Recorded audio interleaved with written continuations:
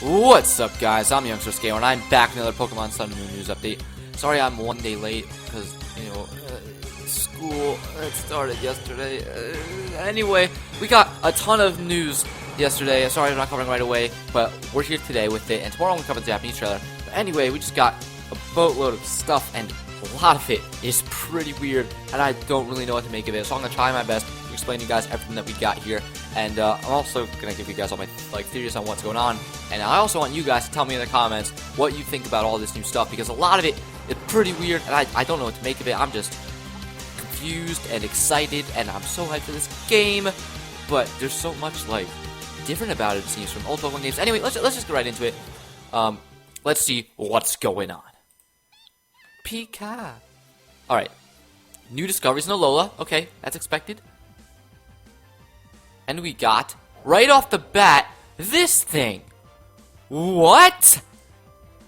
I am so confused. This is the thing I am most confused about, in this whole thing. There's more confusing stuff to go, but this is just so strange to me. What the heck is type Null? This is a normal type Pokemon with the ability Battle Armor. Type Null. Its name is type Null. I don't understand what that is. What does that mean? That's literally the name of this Pokemon. At first I saw this, I'm so confused. I don't understand what to make of it. Why doesn't this Pokemon have a regular name? I don't know. And it says its type is Null, but it's just a normal type. So I would think, maybe you can change its type or something, like Arceus or something like that. I don't really know. Then the website, I found out, revealed a little bit more on this Pokemon. So actually, you know what? I'm gonna go back to this in a little bit after we go through the whole trailer, because there's more information we'll get in this trailer that may or may not relate back to type Null. So I'll talk about this thing more at the end, but there's a lot of weird stuff about this design. I'm gonna pretend this is my initial reaction before I read the website, but it's got a fin on the back, so oh, maybe it's water type. It's got a dark body, maybe it's dark type. It's got these claws on the front, maybe it's bug or dragon type. It's got this helmet, maybe it's steel type. It's got this axe thing on its head, maybe it's rock type. I don't, but it's normal type, but its type is Null. What does that mean? Why is that the name of this Pokemon? I don't know. We'll get into it a little bit more later, perhaps. Yeah, we definitely will. But just what it looks like, it looks, oh wait, let me use Tri Attack. I just want to see something. We don't see it used by anyone, do we? It's just a wild Pokemon? No, we don't see it. So it uses, sorry, I skipped a little ahead there. It can use Tri Attack, which makes sense for a Pokemon called Type Null. Still don't really know what that means. But next up, we got the most normal announcement of the day, and it still has a weird name. This is out of all the new Pokemon we got, not counting the one Alola form we got, this is the one with the most normal name, and its name is Jangmo-o with a dash. So the most normal name has a dash. That's really strange to me. But this thing is a Dragon type Pokemon. It reminds me of the first form of what would be the pseudo. I don't really like the term pseudo legendary, but what would essentially be the pseudo legendary of this generation. It reminds me of shoot, what is Hydreigon's first evolution? I know there's Dino, I don't know how to pronounce it. Zuilius, which is the first one? I don't know. The first evolution of Hydreigon kind of reminds me of that. Kind of reminds me of Bagon. Kind of reminds me of Gible. So it's probably going to evolve into a Dragon type. Hopefully not Dragon Flying. Hopefully it's more unique. I don't know what type it would be. It'll probably have 3 evolutions. You'll probably catch it late in the game. It'll probably evolve at a very high level. Just basing off the design, I don't really know what type it would be. I like the design of this thing. It's also, you've got a heart on top, which is kind of cute. I don't know. It's okay. Actually, I'm not sure how I feel about the heart on the top. I feel like it's kind of weird. Hopefully, it grows into that, because the heart's very big, too big for it right now. But hopefully, it grows into the heart as it grows older.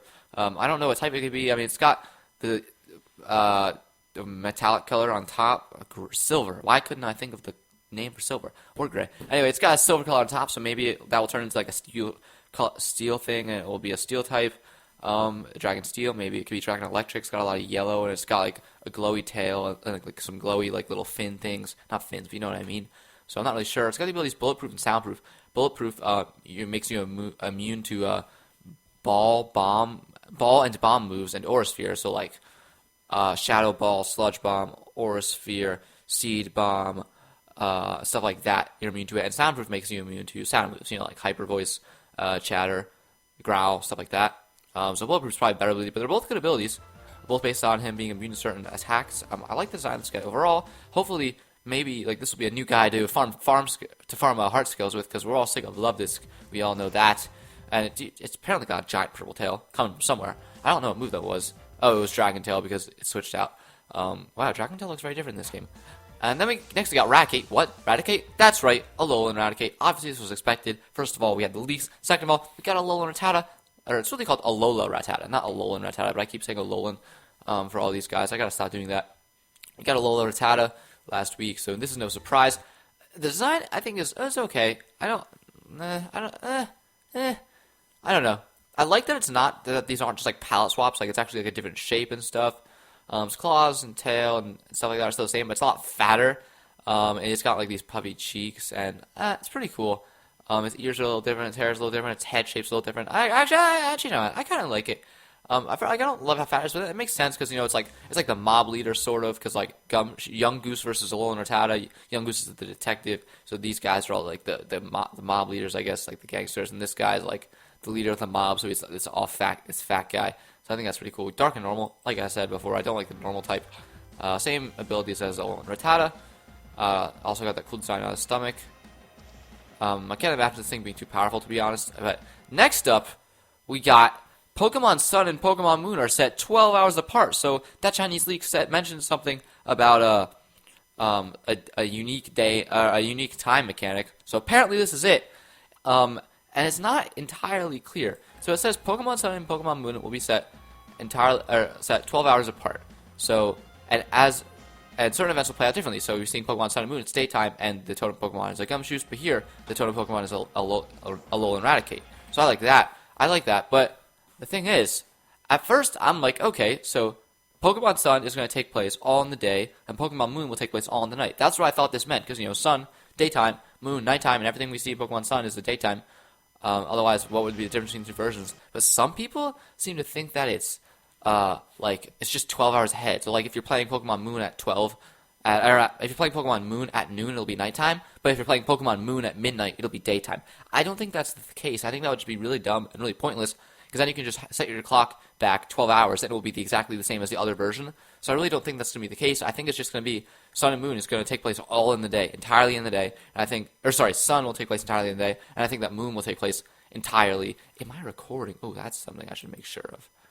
I am recording. Sometimes I made my last update video. I did a whole video and I wasn't recording, so I'd do it again. But anyway, I think Pokemon Sun will take place all in the day, and Pokemon Moon will take place all in the night. Because I think otherwise, then this feature is meaningless. So like, I think this will only happen in Pokemon Sun on the left, and I think this on the right will only happen in Pokemon Moon. But some people, like most people, think it's gonna just be like when it's day, it's night, and inverse in Pokemon Moon. But I don't think that's the case. I think it's just always day and sun, always night and moon. But I guess that's not technically confirmed. Anyway, this is this is weird. We've had day and night mechanics for a while. They weren't that prevalent in Gens 5 or 6. Like, kind of got rid of some features that we had in Gens 2 and 4 that weren't prevalent in 3 either. But I think the website said that like certain Pokemon will only be found in day and night, so that would be a better way to do exclusive Pokemon, because before it doesn't really make sense. Why can I only catch Stunky in Pokemon? I don't know if it's Diamond Pro. Why can I only catch Rufflet in Pokemon White? Why isn't it in Pokemon Black? It doesn't make sense. But now it makes sense, because if you're only playing at night in Pokemon Moon, it makes sense that there are no Pokemon that you would find in the daytime, because obviously it's nighttime, so you can't find this Pokemon. I think this is pretty cool. I think I'm going to play through Pokemon Sun first, because I feel like I would want to experience the region in the daytime first. But, I feel like this kind of gives Pokemon Sun an advantage. I was leaning towards Team Moon before, but now I'm leaning towards Team Sun. But this would also make me want to play Pokemon Moon afterwards, which I would have done anyway. But like, it'll make me want to more, because I can experience these events that will apparently play out a little bit differently. So I think that's cool. Next up, we get the Aether Foundation. So a lot of interesting theories are evolving around these guys. I'm not going to be able to cover all of them, but at first, I just thought this thing was kind of strange and like kind of boring. I thought this part of the trailer was kind of boring. But if you look a little more deeper into it, there's a couple things you can maybe take out of it, but let's just watch it first. So, Aether Foundation, actually, I want to go back 1 second. Sorry. As you look at, a lot of people think this girl on the left looks a lot like Lily, and I have to agree. Maybe they're siblings. That would make sense, especially given something that we'll find out in a little bit. And then we got this guy this guy looks kind of creepy, so some people think maybe he's actually evil, and that this whole team's actually evil. And also we do know that Lily hides a secret, which could potentially go into later in the trailer. Another thing we'll find out, like I said. Then we got this girl. She looks pretty nice, but I mean, who knows? And then we got these two guys, which are actually grunts. So this is supposed to be a good guy team called the Aether Foundation, I don't know, Fire Emblem. But they have grunts. Like, no good guy team has ever had something called grunts. Those have been exclusive to evil teams before. So, anyway, we got Lusamine. Also begins with an L, just like Lily. Aether's glamorous president. So also that man-made island that was in the middle of the Alola region is actually this island that was made by the Aether Foundation that they live on and conduct research on. It's their own private island, as she says. And she says, I'd like to be a mother to all those Pokemon that and shower them with love.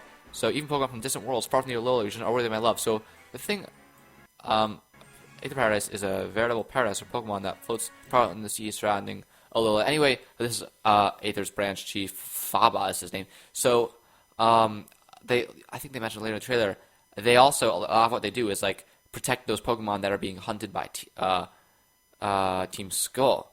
But also, like, it's an artificial island made by human technology for the protecting of Pokemon. I'll talk about that in a second, actually. We keep Pokemon that have been targeted by Team Skull here. She's the assistant branch chief. We also like to support Pokemon. What did that say? That need a little extra protection. Team Skull, give back that Pokemon. So you see, these guys are fighting the Team Skull grunts. I don't know if they're called grunts. Maybe they're just called employees. I could have sworn they were. Yeah, they're probably not called. They're my fault. I heard someone say that. I don't think that's true. I think they're just called employees. But they're essentially grunts because they're all gonna be the same. Like how grunts are sort of all the same. You know what I mean? Like there's a boy and a girl, but that's pretty much it. And he just says low. I wish he said slow. And Team Skull's plans aren't that in depth. There's like we're gonna sell this Pokemon and get rich. But like I don't know, I can't just catch a Slowpoke and sell it. But is this the end of Aether Foundation? Oh no, I'll talk about that stuff in a second. Sorry, I don't know what order to talk about this. Then we got this guy, Team Skull's enforcer, called Gladion, and he just says, "Battle me. I won't take no for an answer." He reminds me a lot of N because he seems sort of like a rival that you'll battle multiple times. I just get that impression, but he's part of the evil team. But he's like very different. Like he doesn't have like that skull logo like all the other evil team does. He doesn't do those weird dance moves. So he seems like he's sort of like a little bit distanced from them. So I feel like this guy's gonna be a very interesting character. Also, he seems like he's edgy, obviously, but he also seems like a lot of his personality will be hidden. And he goes crazy. It's like he's got the dragon arm on his hand or whatever it's called. That's not from Pokemon. Anyway, so yeah, you're challenged by Team Skull Gladion. You know you can't beat me. You'll just get your Pokemon hurt for no reason. And at least the first time you battle him, what? I thought we see. Maybe that's in the Japanese trailer. We'll get to the Japanese trailer tomorrow. We got Dexio and this. What is the other girl? So this next part's. Oh wait, no, wait. This is important too. But let me go back for a sec. So a lot of people have pointed out that like Team Skull does not seem as evil as past teams. There's like, yeah, we're gonna sell this Pokemon to get rich, and like, oh yeah, we're gangsters. We're not. We don't have this like whole big bad like plan to get the legendary Pokemon. Like that's not. We're not trying to destroy the world or anything. And who knows? Like they could do that, and we just haven't seen it yet. But a lot of people are suspecting that maybe the Aether Foundation is actually the big bad behind it, and like they're actually like controlling Team Skull, and like just they're doing mind tricks on the player, and like the players their pawn, and like they hired Team Skull basically to like distract everyone else from they're really the evil ones. I don't know, but like because also I mean Lily's got a secret. We'll see what Lily's secret is in a second, or maybe not. But the theory about that. But I don't know. So I think that'd be really interesting. I think that would make the plot a lot more interesting, a lot different from past Pokemon games. I kind of hope that's true, to be honest. I hope this plot of this game's pretty good. I also hope we go to Kalos, kind of unrelated, but I really want to, and also that ties into the next thing we're going to talk about, which is search the Alola region for Zygardes, Cells, and Cores. So we already know about all the Zygarde forms that are for some reason not being in a Pokemon Z, because we're going straight to Pokemon Sun and Moon. And Dexio, and what's the girl's name? Please say her name. What's her name? I'm gonna look it up real quick. What's her name? Pokemon X and Y Dexio Cena. That's her name. Give it the S. Didn't know what it was. So Dexio and Cena. These are actually the two people who in X and Y who like would upgrade your Pokedex, and they were also like superheroes in disguise and helped you fight Team Flare. And they're here for some reason. They're in the Alola region, so this takes place around the same time, at least, maybe like give or take a few years, but like it's not like generations apart. It takes place somewhat near X and Y, and says, I made my mind, I'll trust this important item to you, and it is this thing, the Zygarde Cube. So this will let you collect Zygarde cells and cores, because we already know about all the Zygarde forms, and if you combine a bunch of like cells and cores, I don't know how many of each, I kind of forget, you can get like a Zygarde 10% form, Zygarde 50% form, and Zygarde complete form, depending on how many you have. So, and you can see, you can search around the region and you find these like little sparkly things, and those are Zygarde cores or cells. But I don't like that they're just sparkly things. I wish they were like, you actually could see them in the overworld. I think that's dumb, but oh well. It's kind of lazy, honestly, on my part. Kind of same thing with Megastones. I don't get why it's just sparkly things. I think that's stupid. Hopefully it's not only at like 8 o'clock like it was with Megastones. I don't know why it would be, but this seems a little weird because I don't like understand. So say we catch Zygarde in this game, didn't Callum and Serena catch Callum or Serena, depending on if you're a boy or a girl, didn't they catch Zygarde in Pokemon X and Y? So why is Zygarde out in the wild again? And like, did that Zygarde have all of the cores and cells or what? Is that even going to be explained? I have no idea. It doesn't really make sense to me. Same thing with like, why is Mewtwo in Pokemon X and Y when it was already caught in like Gold? But then why was Mewtwo in Gold and Silver when it was already caught in Pokemon Red and Blue? I don't know. It doesn't make sense to me. But this seems more connected. I don't know. Like you can just say like, oh well, Red just decided to release Mewtwo or not catch it, or maybe Red, I don't know, made Mewtwo faint. But like, I don't know. Zygarde wasn't even in the plot in X and Y. It was just thrown in there. I didn't love X and Y. I don't know. Like compared to other Pokemon games, I'm just kind of confused by this whole thing. Like, how is Zygarde going to tie into this plot? I think it's really weird, and I really, really, really don't want them to throw this all into one region story. I really want to go to Kalos so badly. I so badly want to go to Kalos. Bring us back to Kalos. We didn't get to Pokemon Z. We need to go back to Kalos. Pokemon Heart Gold and Silver Part 2.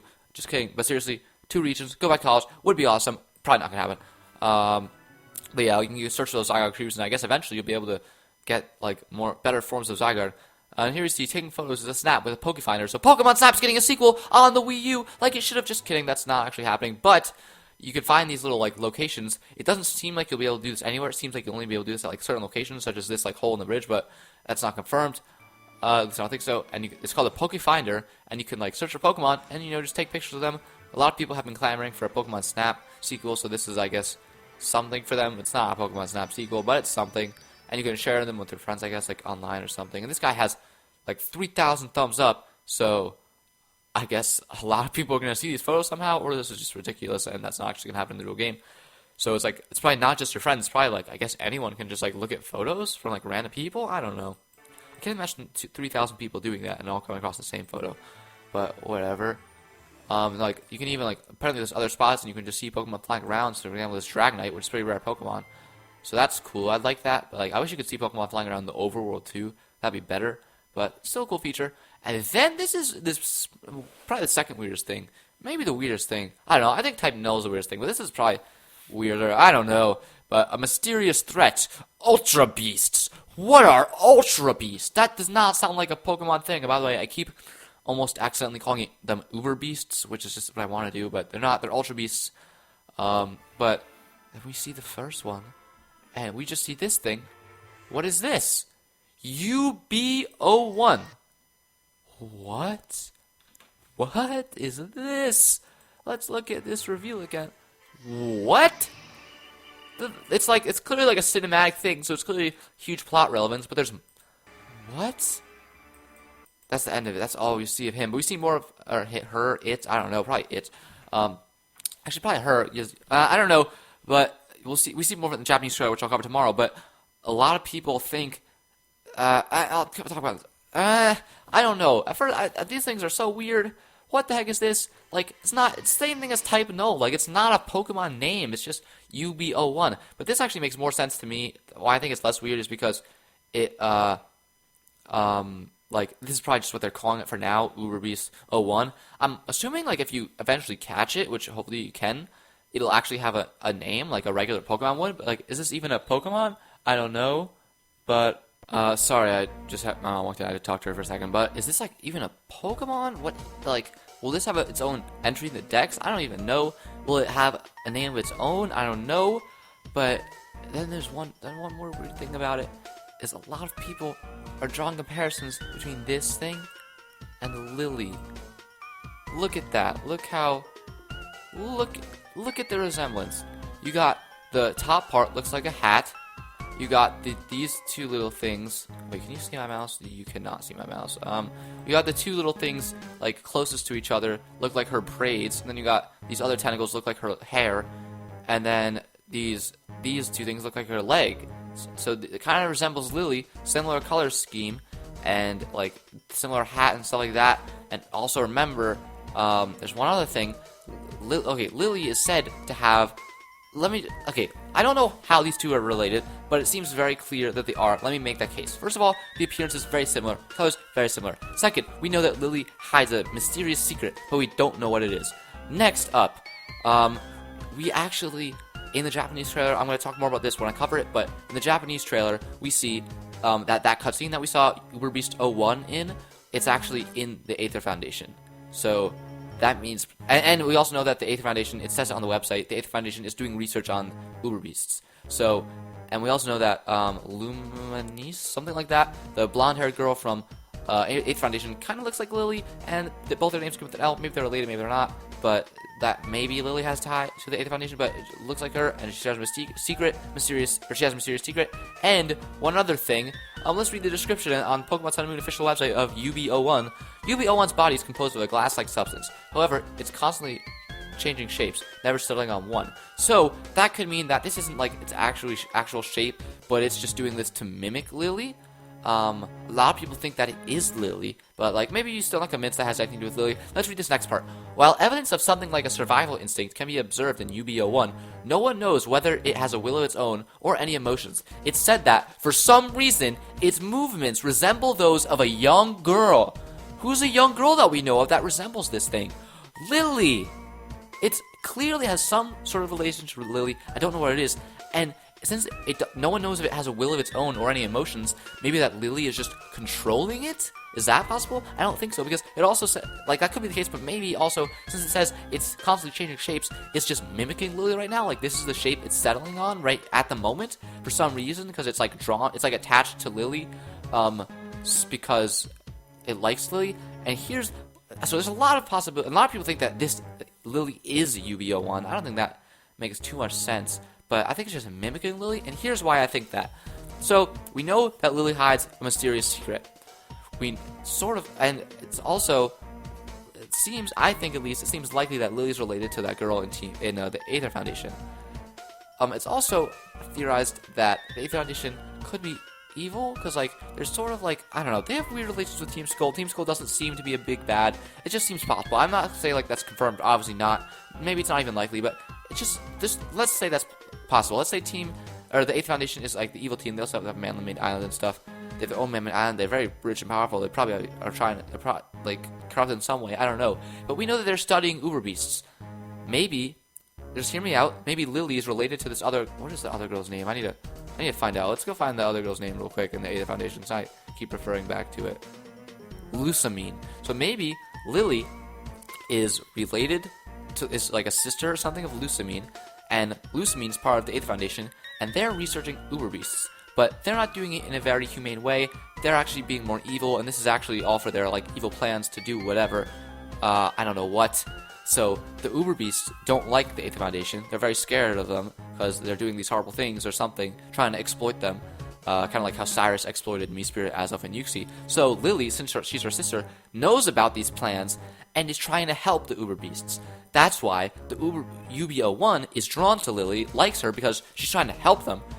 So it's mimicking her, and it's taking the shape of her, maybe to show affection, and it's also acting like her. So that's what I think is going on. Obviously, just a theory. It could be something else, completely different. I don't know for sure, obviously. Let's just take one quick look at the resemblance between the two in case you wanted another look at that. And then I think that's pretty much it about those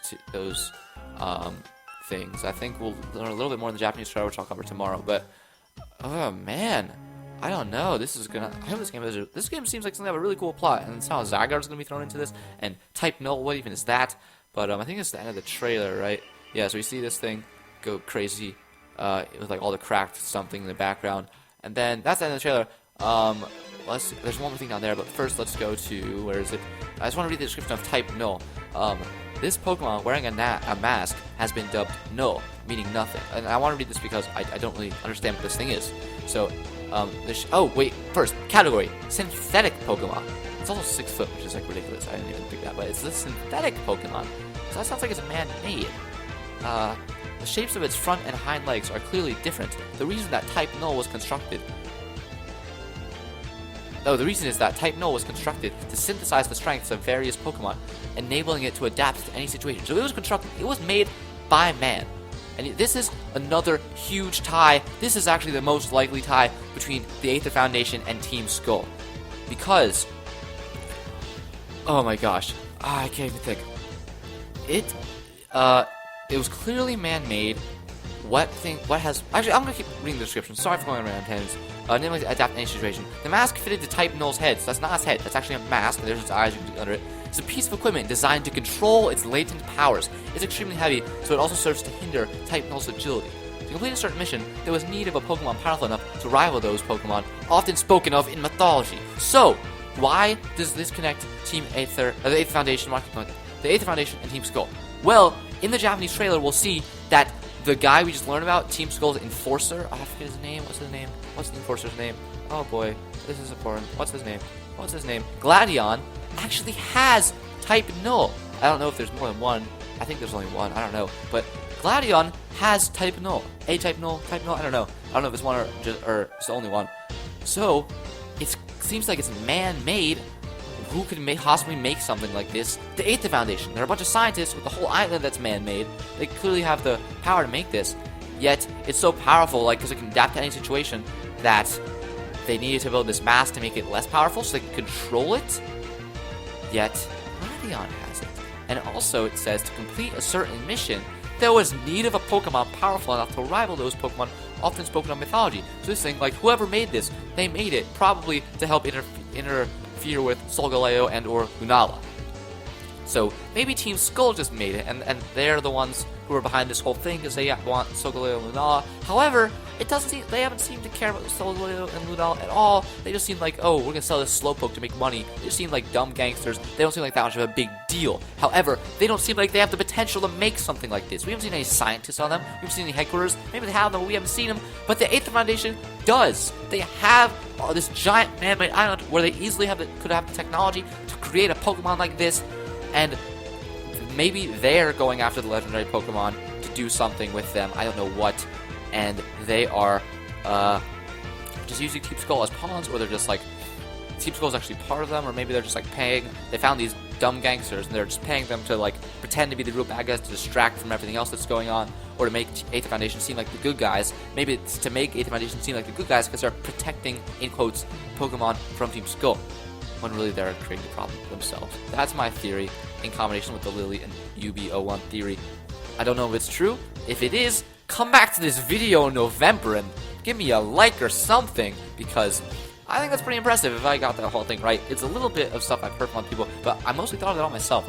I wasn't the original one who said maybe Aether Foundation and Team Skull are related, but I thought of a lot of the reasons why. I have not heard anyone on the internet say. To be fair, I haven't watched everyone's videos, so maybe someone else has said something similar, but not that I know of.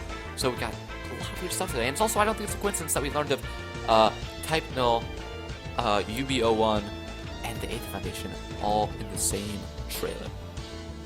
Anyway, that's the end of the trailer. But we got one other thing. I have no idea where this is from.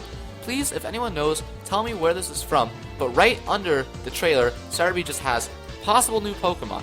I don't know if this was maybe it was in the Japanese trailer. I haven't watched that yet, even though I know a lot of the stuff that's in it. That must be where it's from, because I didn't see it anywhere in this trailer, even though I watched it 4 times.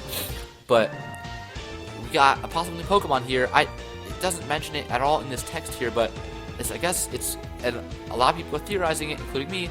It's probably Cutiefly's evolution. I don't know if it has a mid-evolution and this is the final evolution, or if this is the mid-evolution, or if it's just a 2-stage evolution. I think this looks like a final evolution, but it could be. I could see it being a mid-evolution too. It's also, we don't get a great angle of it, because we see it from top down, so we can't really tell how big it is, what its lower body is like, really. But from what I can tell, I really like its design, to be honest. I think it's pretty cool. Not much, okay, it's a bug. It's bug flying, right? Is it? No, is it not flying? It's Bug Fairy. That's right. It's Bug Fairy. I like that better actually because we have so many bug flyings, and Bug Fairy seems to make perfect sense for this. Originally, I thought Cute Flying should be flying, but that's because it's I kind of looks like fletching. But no, I agree. It should be Bug Fairy. So yeah, this is probably Cute Fly's evolution. So I think it looks very good. Tell me in the comments what you think. But I'm more interested in seeing what you think about my theory about Team Skull, about the Aether Foundation, about Type Null, about the Uber Beast. Tell me what you think about all that stuff. Tell me what you think about the Zygarde stuff, how that's going to tie into the story. Like, how would that tie into the Uber Beast or to Aether Foundation or to Soul Galil and Lunala? I have no idea. So maybe we'll go to Kalos. Who knows? But, thank you so much for watching. That's pretty much going to be the video. It was probably a long one, but I feel like normally sometimes there's like only a little bit of news and I ramble a bunch, but I feel like there was a ton of news and I actually like covered it somewhat concisely considering all I had to say. Like compared to my other videos at least, it was somewhat concise. But thanks for watching. Tomorrow I'll be covering the Japanese trailer, and I'll also, if you guys give me some comments down below what you think, I might be talking about what you guys have to say in the next video as well. So, please be sure to do that. Comment, tell me what you think. Thanks for watching. Sorry I haven't been uploading. Been very busy with trying to cram in summer work. School just started. Also, I just started writing for a new website. For a website, yeah. It is a new website, but I don't know. Yeah, I just started writing for a new website. I'm not going to tell you what the name of that website is because I'm going to do an official announcement video about it in a few days. But please be excited for that. That would be awesome. I'm really excited about it because it's the first step into becoming a games journalist, which is sort of what I want to be. I don't really know for sure. Obviously, I'm still in high school, but I really love video games. And I really love writing about them. So, and I really love making videos about them too. So, I'm really excited about that. Anyway, thanks for watching. I've said that a lot. Please be sure to follow me on Twitch and follow me on Twitter. I've actually been streaming a decent amount lately, and I plan on doing it a lot more in the future. Please make sure to like, comment, and subscribe for more videos, and I will see you guys next time.